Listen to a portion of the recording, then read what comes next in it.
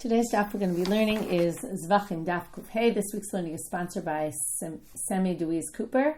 Although I started learning at the beginning of this daf Yomi cycle, I found Hadran just 4 years ago. Thank you, Rabbi Meir, for making the daf easier to understand, even we're in a Masechet that may not feel as relevant to our daily lives. I'm grateful for the last 4 years of learning with Hadran. Which leads me to warn you, number one, today is going to be another one of those dafim.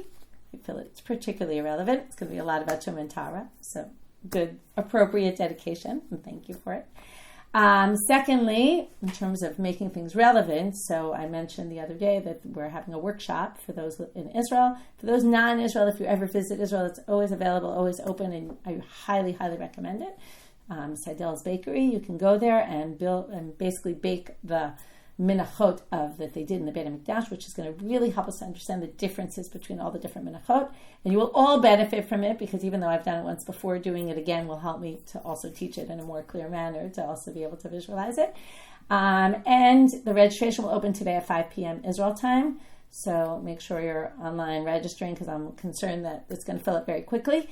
We'll see about opening another day, and maybe we'll do another. So if it doesn't work for you, and again, you can always go on your own, you can arrange your own, but maybe we'll figure out a way to arrange another one.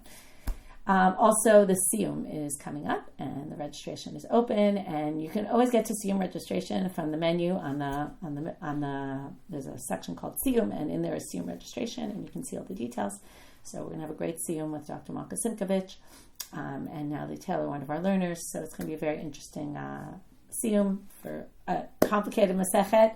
Thought well and hard about what we want to do and how we want to use the Siyum as an opportunity to kind of take a look back and make it more meaningful, because I know a lot of people are not having an easy time with this Masechet, which is understandable. Okay, all the future Masechtot are not going to be so simple either. This is our last final stretch, which leads me to the last announcement I want to make before we get started with our daf, which is today is the Hebrew date, Chet Tevet, of the anniversary of the Siyum HaShatz. So 6 years ago, which means we only have less than a year and a half to go. So even if you're feeling a little bit challenged by this last part, so just know that we're at the final stretch, and you can put in your calendars already June 6, 2027 for the date of our Siyum HaShatz in Israel. Start booking your flights. We're looking forward to seeing you all there. If you don't live here, please make sure to come. We'll also be obviously live streaming it for everybody wherever they are. Anyway, more details about that as we get closer. Let's get started. So we had a slew of questions. Okay, we're talking about these parim and israfim and the tumah that they impart, and we're now going to start with 2 questions. Okay, I'll already warn you that the second one is quite challenging. How to exactly understand it is also a bit of a challenge, a bit of a there's different machlokot about how to exactly understand it. But anyway, feel forewarned. Okay, Rabba bar Rav Huna. We're in the second line of today's daf. He had a different version of the previous question, which was about the animal being mostly out, and we had different, 2 versions of that question. Like we said, it's not really what we thought it was something else. Now we're going to talk about Rabba bar Rav Huna's version of it. It's completely different, but he's just saying his version of the question that was asked was like this. It was about the people. It wasn't the robe of the animal going out, as the rove of the people. Now remember the Mishnah. The Mishnah talked about 2 people in the front, 2 people in the back. The animal is being carried by all 4, like a stretcher. And the 2 people who go out of the Azara become Tamei immediately. Okay, this is again a concept. We're actually going to finally see the source for it at the end of today's daf, because if you remember, it says in the Torah, the one who burns it becomes impure. But today's going to be all about impurity and all coming from this idea. So let's just review. The person who burns these parim and israfim and the seirim and israfim, which again is the par and the seir on Yom Kippur, it's the paralim davar shel tzibur and the par kohen and Mashiach when they err and teach an erroneous ruling and then follow the erroneous ruling of the kohen himself or the kohen gadol himself, or the people follow the Beit Din's erroneous ruling. They have to bring the special korban, and if it was about avodah zarah that they sinned, then it was the seir. Okay, without getting into all those details too much. But what they would do is they would sprinkle the blood inside, they would burn the parts on the altar, on the outer altar. Right, the first one was done on the inner altar, then the blood, and then the outer altar would get the certain parts that were burned, the fatty parts. Then they take it outside, completely outside of the Jerusalem borders of those times, okay, which is different than our Jerusalem borders. And they would burn it there. And according to the Torah, the one who burns it becomes impure. But the rabbis learned, and we're going to see only at the very end of today's daf, that even if you leave the azara, where they get it from. Okay, we learned this already, but where you get it from, we're going to see, even if you leave the azara. Okay, so now we're going to talk about if the two people left, right, so they're impure, but the two people are inside or not yet. What if there are 5 people? And there's 3 in the front. And the 3 in the front carrying the stretcher already become impure. There's 2 left inside. Now here, if we talk about majority, then you would say that what? My bataruba mit askenasli. And maybe, right, in the Mishnah it was 2 and 2. So you could see 2 became impure, the other 2 not. But maybe the other 2 follow, let's go with the other 3. Since there's 5 and 3 already became impure, maybe the ones inside become impure as well, because the majority pulls it. O batar behemazin, or do we go by the animal? And what we mean is, well, they haven't taken the animal out, so no. Teku. And we don't actually have an answer to this question. And yes, I see what you're writing, Becky. And yes, of course, their clothes become impure as well. Okay, in other words, the person becomes impure, and the clothes the person's wearing, or maybe the clothes the person touches. We weren't sure about that, right? We said there's a machloket about that. Not that we weren't sure, but there's a big machloket about it. But the clothes become impure as well. By Rabbi Elazar. Now we have a different question. So we're going to first understand it one way, which a lot of it isn't going to make so much sense, which sometimes it's hard when the Gemara doesn't make so much sense. In this case, the Gemara is going to actually say that can't possibly be the question and reject it and start again. So if it sits with you like, I don't really understand this, don't worry so much, because anyway, the Gemara is going to reject this reading. Parim usirim and istrofim shiatzu v'chazru mahu. If the parim and sirim go out and then come back in, so somebody took them out. Okay, let's just assume the 2 front people walked out with the animal, 2 inner people were still inside, and then there's a lot of debate about how to read this whole thing. So I'm just going to try to explain it as simply as I can, in the better way that I manage to understand it. If they go out and then they come back in, okay, and now the question is, did the ones who went out, okay, well,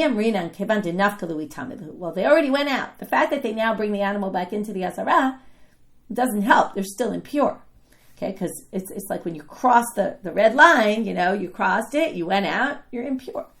O dilma kevanta hadur hadur. Or do we say no, since they came back in, maybe, and this is a bit of a strange question, that's why the Gemara is going to say this can't really be, it doesn't really make any sense, but what they want to suggest at first, the way they understand this question is, since they came back in, maybe it retroactively undid the tumah that came upon them. Now, why would this be? Well, you can understand it like this. Why did they become impure early on, when really it's the burning that's supposed to make them impure according to Torah law? Now, putting the drasha aside, but we're going to darshan this.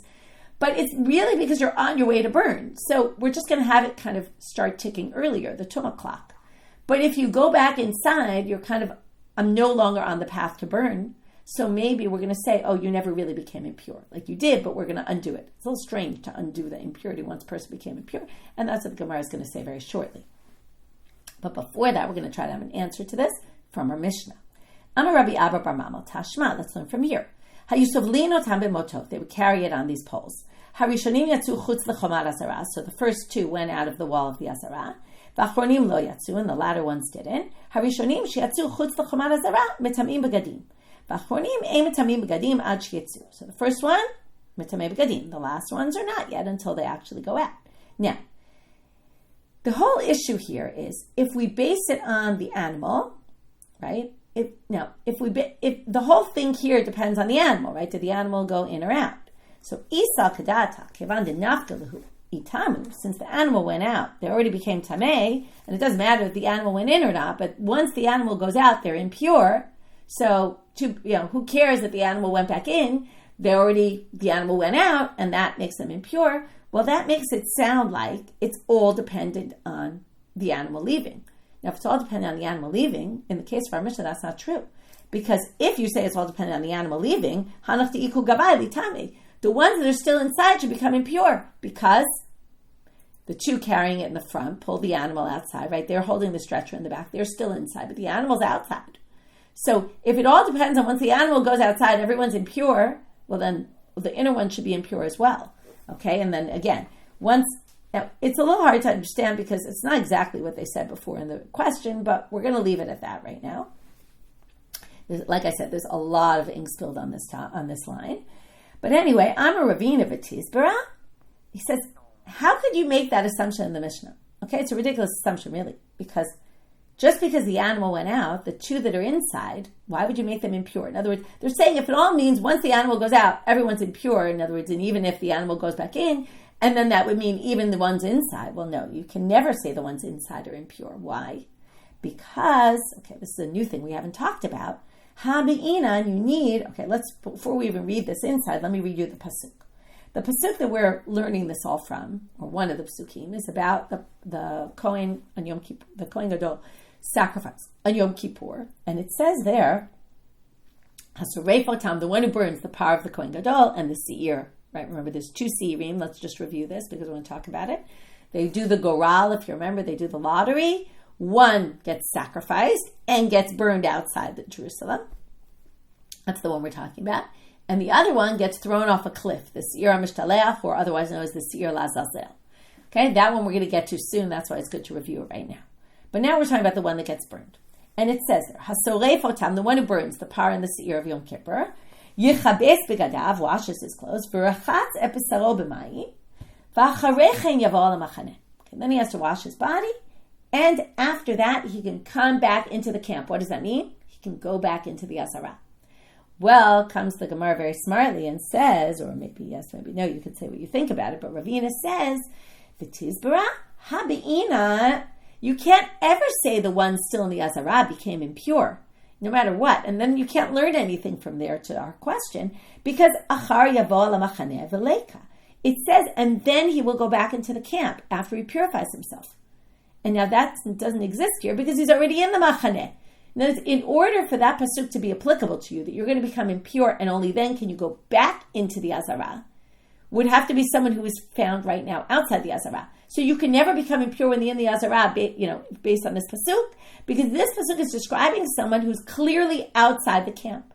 And that's why the impurity can't hit you until you're outside the camp, and therefore you can't derive, oh, well, if it's all dependent on the animal having left, then even the ones inside should be impure, because the ones inside certainly can never become impure. So then they say, fine. So it must not even be that was Rabbi Elazar's question, and they reread the question. Ela Rabbi Elazar hechi ba'ile. So what was his question really? Dinikite levava kulsi. Okay, what does this mean? What he's saying is when he asked about it the second, if it was brought back inside, what they're suggesting is this. Let's say two people brought the animal out, okay? Whether there were four people carrying it or not, it doesn't really matter, but let's assume there's four people. Two go out, they become impure with the animal. Those people, for sure, impure, because it's clearly not dependent on the animal, and it's dependent on the people going out. So those people who went out, for sure, are impure. But what if those people brought the animal back in? So we're not going to undo, and that's why I said it sounds ridiculous, the thought that they'll be impure and then we'll change them back to being pure. No. Once they became impure, they're impure. The question is, what if after the animal came out, and here's the question before I even get to the details.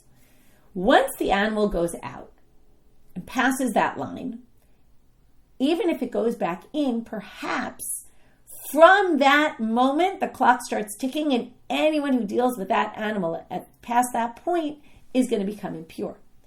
Or, no. Yes, the animal made those first two people impure, but what if two people standing outside, which then resolves the fact that we're asking about people outside and not inside, right? The two people standing outside, because we already said it can't be anyone inside, because for sure if they're inside and they never came, right, and they're not outside, for sure we can't be asking a question about them. But the two people who are out, two other random people who are outside, so after the animal went out and the clock started ticking, but then got brought back in, does it stop the clock? Or does it continue? Meaning, what if two people stick poles in right now into the animal, they put it through the door, they grab the animal with these kind of poles, these very long poles, grab the animal and start moving it, but the animal doesn't leave yet the Azara. So did they become impure because the clock started ticking already? And anyone who deals with the animal after is going to be impure. Or do we say no, as long as the animal's inside, right? They haven't taken the animal outside. They might be outside, but they haven't changed any status. So that's the question. And the Gemara doesn't even attempt to answer, and it doesn't even say teku. It ends it right there. Okay, now we're going to start a new sugya, but not really new. It's connected. It's really going to focus on impurity, and it's going to talk about a new, unique kind of impurity. Okay, let's just review some basic rules of impurity. They're going to be really important for today's class. So generally, there's different levels, but let's just talk about a general tuma of avatuma, okay? Like a person who's a zav is an avatuma. A person who came in contact with a dead body is an avatuma. They can pass on impurity, first degree impurity they pass on to a person, to vessels, to food or drink. And they turn him into, by touching it, let's say, a rishon. Becomes a rishon, the tuma first degree impurity. First degree impurity can create second level impurity. So any item, person, vessel, food or drink, that's a rishon, that touches another food or drink only. Okay, rishon can never make kelim tameh, or an adam, a person or vessels, but it can pass on impurity to food and drink. So only a sheni can only be food or drink. It can pass on, though, another level of impurity to become a sheni. So if, let's say, an animal or a vessel or a food got impure from an avatuma, it's going to pass on impurity also to another food or drink item. Like, let's say the vessel, someone put something in the vessel, that food or drink is going to be impure as a level of a sheni. That's some basic laws of impurity.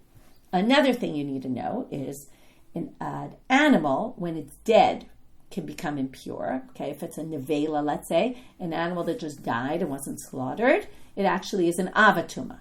If it's slaughtered animal, then it's basically like food, and food could become impure. Like we said, could be a rishon, could be a sheni. But a live animal never has impurity. Shouldn't say never. We're going to see an exception to the rule, but a live animal generally doesn't carry impurity. The live animal we're going to talk about today is the seir mishtalech, and that's why I mentioned him before. The goat that we throw off the cliff, the person who sends the goat off, the Torah tells us, becomes impure. So that's a very unique halacha, that because the Torah said it, that animal, which is live, is going to pass on impurity. But it's a unique situation because normally live animals don't pass on impurity. These are just all facts you need to have in your head. So now, there's one other thing that maybe I should tell you now, even though we're not going to get to it right away. There's a unique halacha, which we've mentioned in our Masechet, called the Nevelat of Tahor. Okay, and it's a huge topic in Taharot. In fact, we're going to learn today a part of the first Mishnah in Taharot, okay, which is the first Masechet in Seder Taharot, and it's the first Mishnah, is about Nevelat of Tahor, a very unique kind of impurity, which begs the question why, but okay, I'm going to leave that aside. The Nevelat of Tahor is let's just talk about what the term means. It means the dead carcass, meaning a bird that wasn't slaughtered, didn't do malika if it was in the temple, and it died on its own, or it was stabbed or something like that. But it's a kosher bird. That has a unique kind of impurity that when it's only going to become an avatuma, normally a nevela is an avatuma, just a dead carcass of an animal. This one is only going to be carrying impurity of an avatuma when it's in a person's mouth. If a person eats it, while it's in their mouth, they become a rishon. Any food they touch becomes impure or vessel. Okay, they can make food impure. So that's a unique kind of halacha. We'll talk about it soon. So now we get to a braita with a machloket Rabbi Meir and the rabbis, and we're going to put together three types of things. Parim, which are the ones we've been talking about, the parim and the seirim and israfim. It just calls them parim, but it means also the seirim that get burned. Okay, the para aduma. Okay, what's unique, and the seir mishtalech. What's unique about all those three things is, talks in the Torah about the one who, hamishalech, the one who sends off the seir mishtalech, the sorfan, the one who burns the parim and israfim, and the one who's motzian, and the para aduma, by the way, is also burned. And the one who's motzi, the one who takes it out of the camp, the parim and israfim, that's what we've been learning. All those people, mitame begadim, okay, they become impure and they make their clothes, right, their clothes become impure as well. Vehem atzman ein mitamim begadim. Now, if the person, though, touches clothes, okay, they're not mitame other vessels, okay, sorry, not the animal. The animal itself. So this animal, the person who deals with it becomes tameh. But strangely, and that's why there's a very weird kind of tumah, okay, which means it sort of has the status of an av because it's making a person impure. But it's not really an av because if it touches kelim, the animal, comes in contact, a vessel touches it, doesn't pass on impurity through maga. All avatumas pass on impurity through touching. This doesn't. It only passes on impurity, or not really only, but right now we're going to say, it only passes on impurity to a person who's dealing with it, who's doing one of those actions, okay, that we talked about. But aval mitamim ochlin umashkin. It does have enough impurity, though. It doesn't have the power to do what an avatuma can do, which is mitame, people, vessels, but it can pass on impurity to food and drink. So if it comes in contact with food and drink, yes, it makes it impure. This is going to be based on a principle we're going to see very soon, which is a principle called, if something can be mitame tuma chamura, if it will be later, at a later stage in time, it's going to have this level of tuma chamura. What tuma chamura? They can be mitame people and vessels. That's a more severe kind of impurity. So let's say the parim and israfim, later, right, when the person carries them out or burns them, they're going to become impure. So that means that even earlier, they can be mitame, something like food and drink, the easiest form of tumah to contract, okay, to pass on. So that's what Rabbi Meir says. So all three of these things, the parim and the sirim and all that burned, the para aduma and the sir mishalech, actually pass on impurity even at an earlier stage, before even the person becomes impure through them, already pass on impurity to food and drink. Chachamim omrim, they make a distinction between the three cases. Para uparim, the para aduma and the parim, mitamim ochlin umashkin. Yes, why? Because they're dead animals. This goes back to what I said before. Dead animals in general have the capability to pass on impurity, and therefore, okay, now we're going to have to understand him better, so let's not try to explain it yet because the Gemara is going to question this, but they can pass on impurity to food and drink, but the seir mishalech, which is a live animal, eino mitami. Okay? Shu chai. V'achai ein mitame ochlin uashkin. We never have any sort of situation. There's no precedent for this, that a live animal can pass on impurity to food and drink. So the fact that the Torah says the person who sends off the seir mishalech, who obviously is touching it before it dies, because only it dies once he throws it off the cliff, the person who is in contact with it, okay, the Torah said that person becomes impure, but it stops at that, no more than that. So the Gemara wants to understand where the rabbis come. And they start off with saying, okay, Rabbi Meir we get, because you're going to see in a minute, Bishlam ala Rabbi Meir, Kiditana debe Rabbi Yishmael, because he basically holds like the Tana of the school of Rabbi Yishmael. Okay? Tana debe Rabbi Yishmael, this bright from the school of Rabbi Yishmael that says the following. Al kol zera zerua. Okay, it's going to start out with a pasuk about seeds. Seeds or anything that grows from the ground that is going to contract impurity. How does it contract impurity? Do you remember this? It has to be huchshar lekabel tumah. It has to have water falling upon it. That's the pasuk they're calling the pasuk that talks about when water falls upon it, then it can become impure. So in order for it to become impure, what has to happen? First, one of these, there's actually 7 liquids, but we're not going to get into it right now, that can fall upon it, that make it susceptible to impurity. And then it needs like a sheretz, let's say, or something that's impure to come in contact with it. Okay, this happens to be the pasuk about a sheretz, and then a sheretz touches it. So if a sheretz touches it before it has a liquid touch it, after it was cut from the ground. Okay, if it's attached to the ground, obviously there's always liquids on it, rain and all that. But once it's detached, in order for it to become a significant item, it has to have liquid come upon it. That makes it susceptible to impurity, which kind of makes it like prepared for use. And then, if it comes in contact with the sheretz, it's going to make it impure. So now they're going to say the following. We're going to learn from this to other things. Mazra'im, she'ein safan l'tamei tumah chamura. Now, those things don't have any inherent impurity. They can never become an avatuma, by the way, right? They can never. Zra'im only can become a rishon, okay? Or a sheni. Never an av. They can never have that severe tumah. And tzrichim achsher, and they need liquid to come upon them, and then the sheretz to come upon it, right, to touch it, in order to become impure. Av kol she'ein safan l'tamei tumah chamura tzricha achsher. So likewise, for anything else, they can never come to this severe impurity. Yatzda, wait, exception to the rule though. What's an exception? What doesn't come into that category? Something that can come to severe impurity, like, for example, Yatzda nevelat of tahor, shesofa l'tamei tumah chamura. Now, a nevelat of tahor, let's say, okay, we're going to learn later, it has to be, let's say, in my hand. I'm going to eat it. I haven't eaten it yet. If I'm not going to eat it, it's not necessarily going to eventually come to severe impurity. But if I'm going to eat it, since later, okay, and this is exactly what Rabbi Meir was talking about, since later it's going to get to a severe level of impurity and become an avatuma while it's in my mouth, ein tzricha hechsher, it doesn't need, okay, now here you have to, it's a little tricky. It doesn't need water to get upon it to make it susceptible to impurity. Okay, and Avela is no matter what impure, and not only that, it doesn't need a sheretz to touch it. It itself is already impure, even though it's not really, because unless I eat it, what does that mean? It can pass on impurity to food and drink. Okay, and that's exactly what Rabbi Meir said. These things that eventually, this is like a whole new category of impurity, right? It's not something that's in avatuma now. It's something that in the future will be. Rabbi Meir, it sounds like he's making this big chidush, a new unique halacha, that there's some other way that's kind of outside of what we know of Terma and Tara, that something can be passed on impurity, which is this unique way, and we're going to talk about a lot today about how unique is it and how closely does it fit to our general rules of Tum and Tara. So since it can eventually become impure at a severe level, and it itself is inherently impure, right, because it itself is an avatuma, will be at some point, will make a person impure, then, right, what it means severe basically is it can make a person impure. That's all these three things. Then they can pass on impurity to food and drink, even at this stage, even when they're not yet at that. But, so that makes perfect sense, fits 100% with Rabbi Meir, basically fits in with Rabbi Yishmael.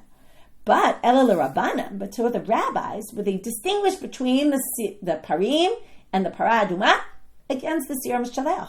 So Rabbanan, ilu detanid by Rabbi Yishmael. Either they hold like Rabbi Yishmael, and then if you lose siyar mishalech, it should include all of them, because they're all going to come to Tumah Chamura.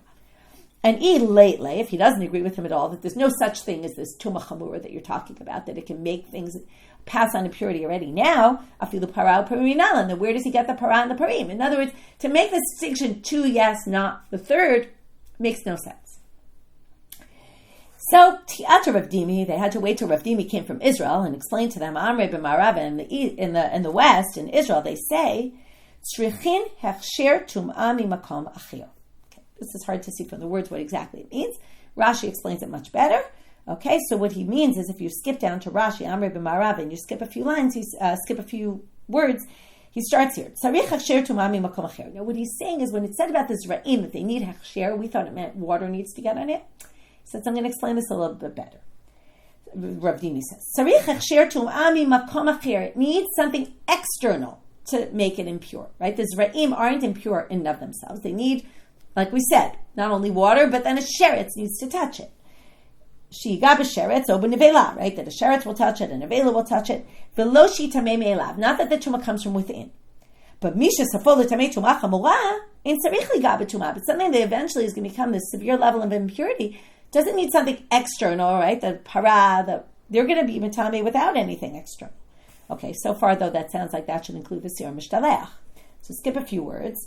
Aval, but now, if we say before that Rabbi Yishmael was making this new chidush, and it's kind of out of the world of what we know, so you could say it applies even to live animals, because it's a totally new thing.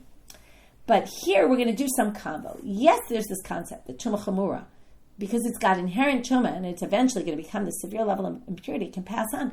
But, aval chazi l'tumah miya ba'alma b'inan, v'lo ba'alei chayim, d'lo eshkachan b'beimo ba'alei chayim d'mitamim.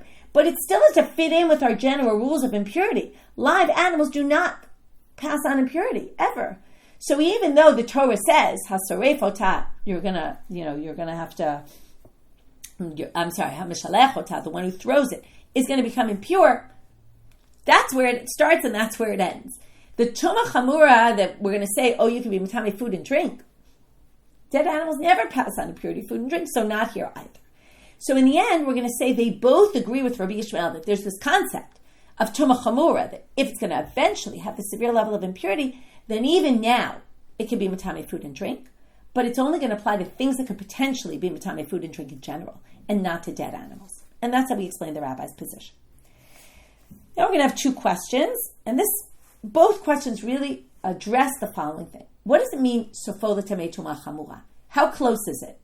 If you're missing an action, without that action, it's not going to be mitame tumah chamura, then everyone agrees that it's not yet going to be mitame ochel umashke, because you have to do that action. We've seen this many times. Something's missing an action, it's so far that it's not going to be true what we say.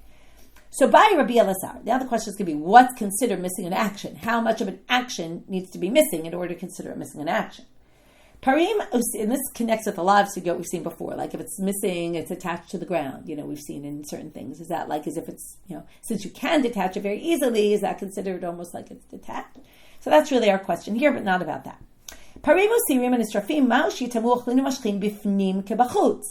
When we say that animal touches food and drink, it's going to make it impure, is that only once it's outside the azara, or even when it's inside? Because even though when it's inside, remember, we talked about it before, it's not yet on its way to be mitami tumah chamur. It's missing the action of taking it outdoors. Is that a significant enough action or not? Is mechutzar yitziyah ki mechutzar ma'aseh dami o lo? Is missing taking it out, is that like, it's missing an action? So because we haven't done that action yet, so it's not going to yet, the clock isn't going to start ticking for that tumat ochlin. So Batar Debai Ahadar Pasha, after he asked the question, he actually answered it himself. Mechusar Yitziyah Mechusar Maaseh Dami. Yes, that's a significant enough action that it's missing an action, even though it's kind of an easy action to do, but it's significant enough. Now we're going to have a similar question that someone asked someone else. Nevela of tahor le Rabbi Meir maush yitameh b'kisayit. Okay, we need a little background here. In general, food impurity is passed on by food. Like if you have a food that's matami, it's usually passed on. You can pass on impurity to another food as long as it has a kibetza. Okay, tuma is not like eating. For eating, it's always kizayit. For passing on impurity, it's kibetza. It's a very famous halacha. Now, the neveilot of tahor, though, at what shear are you going to be impure? Like pass on impurity when you eat it? Well, it's when it's in your mouth and you're swallowing it, that's when you have this tumat nevela of tahor. It's a unique kind of impurity. And since it has to do with eating, you're going to be matami, a kizayit of food, okay? Even though most foods pass on impurity at a kibetza, the nevela of tahor is going to pass on as a kizayit. So according to Rabbi Meir, who says that safol tamei tumah chamura, and it's a unique, it doesn't fit into right now, according to Rabbi Chachamim, we said it all fits into the usual halachot. So if generally food and drink isn't matame unless the item is a kibetza, then also here it's going to be a kibetza. But according to Rabbi Meir, who says, what do you mean? This is completely unique halacha. Maybe even at the shear of a kibetza, it can already pass on impurity to food and drink. Because the kazayit, I said that. Even at a kazayit, since the ultimate severe chumrah that's going to be is at the shear of a kazayit, so maybe the food and drink impurity will be passed on even when there's just, again, what are we talking about? That the amount of the carcass of a dead bird is only an olive bulk. Okay, a kazayit is double the olive bulk. So that's the question. Now, first the Gemara says, wait a minute, what case are you talking about? At what stage? If the carcass of the bird is on the floor, lo tibayalach, did not keep a pume. Lo tibayalach. We're not even asking if it's on the floor. Because if it's on the ground, that doesn't mean I'm going to necessarily eat it. It's only going to come to tumah chamura if I actually eat it. Okay, so for sure, it's not even a question. It's not going to be matame at a kazayit. Dinakit bepume, if it's in my mouth already, well, lo tibayalach. Obviously, it's going to be matame any food and drink that's in my mouth at the time, because already I'm an avatuma while it's in my mouth. I've already eaten it. Ki tibayalach dinakit lebiyadi. The question is if it's in my hand and I'm about to eat it, and it's only an olive bulk. Will Rabbi Meir say it's matame already at food and drink? Because I'm on my way. Mechusar krevak mechusar maaseh dame or lo? Is it the fact that it's missing me moving it close to my mouth? Is that like it's missing an action or not? The words are changed here, and it should be Amarle. He answered him, turning out Amabet. Mechusar kreva lav kemechusar maaseh dame. Just the action, you can see the difference, right? Walking out the door of the Azara is a bigger action than it's in my hand and I'm about to put it in my mouth. Okay, that's as if it's about to go in my mouth, and then it would have this tumah chamur that if I touched it to some other food or it touched some other food, it would actually pass on impurity, even at a kazayit, according to Rabbi Meir. Okay, because he has, again, this unique look. It doesn't fit into the other general rules. Okay, 18. Now we're going to have a difficulty on this because okay, this is the first Mishnah in Tarot. There's 13 things about nevelat of tahor. Luckily, the Gemara decided not to quote the whole Mishnah, and only 3 of them. Tzricha machshava. Okay, the first 2 aren't really relevant, but it needs machshava. What does that mean? It needs, when I eat it, I have to have intended to eat it. If I didn't have intention to eat it, the tumah is not going to be there. And that's a whole interesting question in of itself, right? When I eat something, let's say I'm eating just for the sake of eating, just like to get food in my body, or I'm eating because I want to eat, like what is the action of eating actually? Is it because I wanted to eat it, or is it considered eating even if someone force feeds me? Okay, that's it. So here, for the purposes of this tumah of nevela of tahor, it's only if you have machshava. Ve'ein shricha hechsher, and it doesn't need hechsher, like we said, it doesn't need something to come upon it to make it impure. U'mitame tumat ochlin b'kebetza. What do we see here? It's mitame tumat ochlin in a shira b'kebetza. When we say that if it comes in contact with food, it's going to make it impure, it doesn't say kezayit, it says kebetza. And we just answered according to Rabbi Meir, it's a kezayit. So they say, now who's to say this is Rabbi Meir? Well, the Gemara assumes, my love, Rabbi Meir, is this Mishnah not Rabbi Meir? Now, why they think that is a good question. At first glance, you could say maybe just because Stam Mishnah Rabbi Meir. Okay, but you'll see in a minute why they think so. They say, no, Rabbanani. Okay, this doesn't have to conflict with Rabbi Meir. We could say Rabbi Meir holds Kazai, this Mishnah holds like with the rabbis. But now we're going to see why they thought it was Rabbi Meir. Now, some people completely take out this girsa because they say there's no basis for what the Gemara is about to say, and they take out a few lines, but we're going to read them anyway. Haktane Reisha, tzricha machshava ve'ein tzricha hechshel. Now we're going to know why they brought those two things. Because it says those two things beforehand. Uman shamat lehai svara, and who has that theory? Who holds that? Rabbi Meir. Now the problem with this is the rabbis agree with that as well. So not clear why they think this is Rabbi Meir, and that's why some people completely remove this from the Gemara. But let's just go through anyway, the motions. Umidiresha Rabbi Meir, Sefanami Rabbi Meir. Okay, if that part, the first two are Rabbi Meir, we assume the third is Rabbi Meir. To which the Gemara says, what are you talking about? Midiria, Hakadita, Hakadita. No, you could say two of them are the rabbi's position. One of them is two of them are Rabbi Meir's position. The first two and the third one you could say is the rabbi's. And again, we've resolved our difficulty. But now here, Hamid Katani Sefer. Now this for sure is Rabbi Meir. Okay, so if that was questionable, now they're going to say, but wait, there's another one. So we are going to learn actually 4 of the 13. Hamid Katani Sefer, Shchitata Ubelikata, Neteheret Trefatami Tumata. Man Shamalei Haisfar, Rabbi Meir. So now we're back to the question. Well, that for sure is Rabbi Meir, and that we actually saw in Daf Samach Ted. Okay, Rashi helps us with that. He says, look back and Chatada of Samach Ted. We learned this. If you shecht a bird that's a treifa, or you're in the temple and you did malika to a bird that's a treifa, it's not going to be called a nevela. Now, even if it's a kosher shchita, even though it's not really a kosher shchita because you can't eat the bird because it's a treifa and it's not allowed to be eaten, right? It has some problem inside. But it does prevent the tumah nevela. It's not going to be a nevela of tahor. Now, who holds that? That's definitely Rabbi Meir. So, Reish of a Sefer Rabbi Meir, Mitziata Rabbanan. So now, assuming we still think the Reish is Rabbi Meir, okay, but even if we ignore that, we could say at least, 1, 2, and 3 are the rabbis, but 4 is Rabbi Meir? And according to the version of our Gemara, which didn't make so much sense that Rabbi Meir said that because everyone agrees, but let's just go.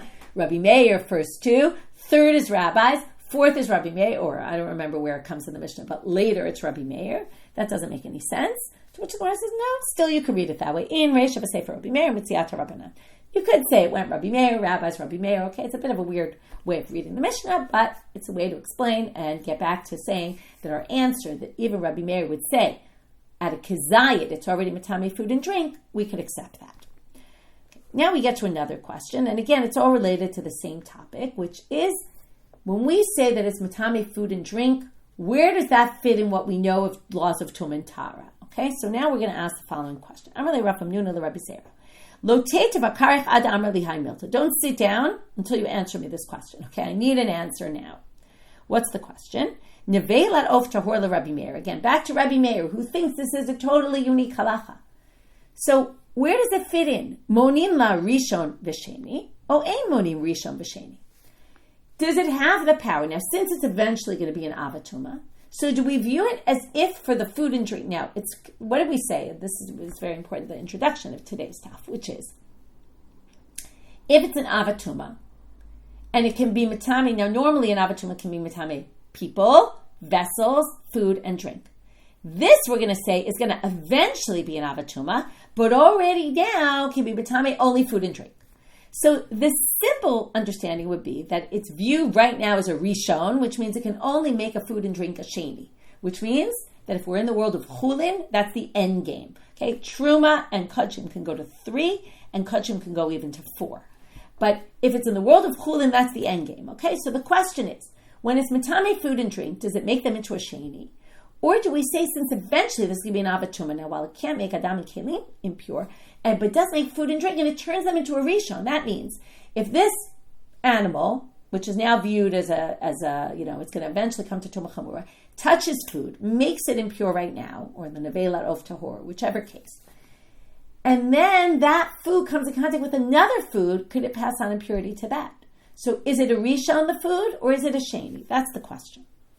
To which they answer very simply, okay, some things in the stuff are simple. Kol heifer de b'tamei adam b'maga ein monim bo.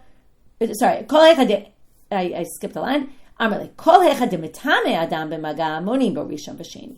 Kol heifer de ein b'tamei adam b'maga ein monim bo rishon v'sheni. If it can be b'tamei a person, it can be b'tamei the food and drink is a rishon. If it can't be b'tamei a person, like our case, then no, it's b'tamei the food only at a second degree level of impurity. A sheni. Ba'amine, similar question. Rabbi Zera mi Rabbi Ami Barchia about something else though, or Ami Lami Rabbi Avin Barchana. Okay, Rabbi Zera asked someone. Haditnan chiburei ochlin al yedei mashkin chibur l'tuma kala ve'en chibur l'tuma chamura. Okay, you have two pieces of food that each one is not enough. Okay, they have less than a shear to be matame, but there's a liquid connecting them. Okay, let's say you have a fruit in a flat bowl kind of thing, and each side of the bowl has fruit in it. There's liquid because, like, let's say there's juice of the like a fruit juice, you put something in a fruit salad, and the liquid is touching both of them. So we can make them combined for a light tumah, but not for a severe tumah. Okay, and it's a certain kind of unique kind of tumah called chibur. Monim bo rishon v'sheni or ein monim bo rishon v'sheni. So again, what does it have the power? It has the power to be mitame other foods, but not a power to mitame anything more serious, like people. So again, are you monim bo rishon v'sheni or not? And we already know the answer, which is amarle kol echad de mitame adam monim bo rishon v'sheni, ein mitame adam ein monim bo rishon v'sheni. Okay, so this is definitely not that right. You can't be monim rishon and sheni. It's interesting. I didn't really look into this before, but the first one, Rabbi Nuna asked Rabbi Zera, and Rabbi Zera answered him. In the second one, Rabbi Zera asked Rabbi Ami, so I'm guessing that Rabbi Zera first asked Rabbi Ami, and then the second one came after. But they brought the first one because that's more our topic about the Nevelat Of, and then they brought the other one. Okay, now that's the end of the complicated Tumah part. Now we're just going to finish up with what's the source for leaving one camp you're already impure. Okay, for this we're going to bring psukim. Let's just remember, our topic is parim and israfim, which are the ones on Yom Kippur, the par Kohen HaMashiach, and the par Davar Shel Tzibur. So we're going to quote psukim from all of them and kind of put them all together. So where do we burn them? Outside 3 machanot, right? Outside the Azara, outside the Har HaBayit, and outside Jerusalem. Those are the 3 machanot. Yatsu elu ve'elu. So now we said what happens. This is the Mishnah. The 2 people leave the Azara. They're already impure, even though the pasuk says when you burn it, you become impure, right? The person who burns it doesn't say the person who leaves the Azara. So, minani mili, where did we get this whole halacha that was obvious to us in the beginning from the Mishnah, but wasn't obvious where we get it from? Tutanu Rabbanan. Lahalan hu omer chutz l'shalosh machanot, v'kan l'machana achat, lomar l'cha kevan she'yatza chutz l'machana achat, metamei begadim. Lahalan in Kan he's talking about. In the par Kohen HaMashiach and par Davar Shel Tzibur, it's clear, now we don't know where, we're going to have to figure this out after, it's clear that it's outside 3 camps. So now, when you get to the psukim of Yom Kippur, and it specifically says, okay, we're going to read the pasuk, it says, et par chatad and siyur chatad asheruvat damam lechaper b'kodesh, yotzi al b'chutz lamachaneh. You take it out of the machaneh. Sounds like one camp, okay, because remember, you're in the Azara. So taking it out of the camp would mean just outside the Azara. So why in the Parling Davar Shel Tzibur does it say outside 3 machanot, which we don't yet know how it says that. And here it says outside 1 machaneh. What does that teach you? So the reference to 1 actually teaches you about all the cases, and it's to teach you that there's the tumah actually kicks in even though you're going to eventually take it outside all 3 machanot to do, for the seir amishtalech, right? I'm sorry, for the parim and israfim, you're going to take the body of the animal in all these cases outside 3 machanot, but it mentions 1 to say basically you're going to be tamei already by taking it out of 1. Okay, that's the drasha. Now, he gufa manala, where do you get it that the par Davar Shel Tzibur and the par Kohen HaMashiach are taken outside 3 camps, which then teaches you for the Yom Kippur ones also. Ditanu Rabbanan, v'otzi et kol hapara mechutz machaneh. Okay, this pasuk is talking about the par Kohen HaMashiach. You take the whole bull outside the camp. Chutz l'shalosh machanot. Okay, now this doesn't really mean it, but they're going to say, where do you take it? Well, we know that outside 3 camps. So the Braita says, where do you get 3? It says 1. Well, by the par helen dever shel tzibur, it says michutz lamachaneh also. But ein tzarich lomar, you don't need it there. So that's going to add 2. Because in other words, why don't you need it there? Well, it says, you might remember we dealt with these psukim a lot earlier in the Masechet, Sharei kvar ne'amal ka'asher sarafet hapar rishon. Remember, Par Kohen Mashiach comes first. This you should hopefully remember from Horayot. That's the first in the section. Then there's the Paralin Dever Shel Tzibur. Now, when we get to the Paralin Dever Shel Tzibur, it says, do exactly what you did to the previous one. So if the previous one said you take it out of the Machaneh, then obviously this one goes out of the Machaneh. So why does it have to say outside the Machaneh? That already adds another one. That was a little bit of an easy one to add. The next one's a little more complicated, and with that we'll finish for today. Now we get to a different pasuk. Okay, this is a pasuk completely unconnected. It's in the beginning of Parshat Tzav, where all of a sudden it's looking at the korbanot from the perspective of the Kohanim. It says, "With the Kohen supposed to pashad b'gadav lavash b'gadim acherim v'otzi et hadeshen o michutz lamachaneh." This is the action of taking all the ashes out, and you bring them to the deshen outside the camp. Now, where's the Beit HaDeshen? Beit HaDeshen is outside 3 camps. So now, now, it could have just said badeshen. Why would it have said badeshen and we would have known where it is? Because you don't need michutz lamachaneh there, and then we're going to basically say there's an additional michutz lamachaneh to tell you the deshen is outside 3 camps. Because sharei kvar ne'amar al shefach hadeshen yisaref. It already told us in the Paralin Dever Shel Tzibur that we take it outside the camp, and it said where do we take it? To the shefach hadeshen. So we know the deshen is outside the camp. So the fact that when we make mention of the deshen in a different place, it says outside the camp, that adds 3. So we now have 3 times where it says michutz lamachaneh, and that teaches us michutz lamachaneh. All these parim have to be brought outside 3 camps. Litein lo machaneh shlishit. I'm just going to ask the question, and we'll see the answer to this tomorrow. But Rabbi Shimon, if you remember, Rabbi Shimon in the Mishnah, go back for a quick minute, said, you're not matame when you leave the asara. He said, only once you start burning the parts, the saref mamash, he takes it literally. So, hi michutz lamachaneh my avidle. What does he do with all these michutz lamachanehs? The one by Yom Kippur, which we used to say the Yotze. So for that, we're going to have to come back to it. Okay, and we'll see that in the Braita tomorrow. So what do we have today? Right, quite a complicated daf. We started with these questions. We finished the slew of questions we had yesterday about different types of, when the impure, in which cases would the impurity kick in, or could it be undone? And, we said really it wasn't really undoing. It was just when does it start and all that, and what if someone comes from the outside? And without getting into all those details. Then we talked about the para, the parim, and the seir mishtalech, and those 3. Rabbi Meir threw them all as one group saying, Tuma Chamura, because they all some Tuma Chamura, they're already Matami Tumat Ochlim. That became our main topic for today. Chachamim differentiate with the seir mishtalech because it's a live animal. Live animals don't pass on impurity at all. So even though there's this unique kind of halacha about this Tuma Chamura, that's not going to be true where it doesn't fit in with other basic rules we know about Tuma. And then when we went with Rabbi Meir, who basically views it as this unique thing, how unique is it? Does it still, right? What if, first of all, we asked about, is it like mechusar maaseh if you haven't, when does it start kicking in? Then we asked, would it be even in a kazayit? Could it be matame? Because eventually it's going to be tuma chamura of a kazayit in Nevei Larov Tahor. So Rabbi Meir said kazayit. We said yes. We brought out a contradiction and resolved it. Then, right, with that Mishnah in Tarot, then we ended with these questions about Rishon and Sheni. Is it matame food and drink as level of Rishon, or only a level of a Sheni? We said Sheni. And then we ended with, where's this drasha in the first place for how we get, it's one machaneh, already you're impure, when the Torah seems to say only when you burn it, which is outside 3 of the camps. And that we darshan from the combination of the psukim, of the Paralin Dever Shel Tzibur, Par Kohen Mashiach, and the Par Yom Kippur. With that, we finish for today. Wishing everyone a good day, Shavua Tov, and complicated way to start our week. Don't forget to register for the Beit HaMikdash bread baking, and also to register for the Siyum. Make sure to get that so you can join the Zoom. Bye.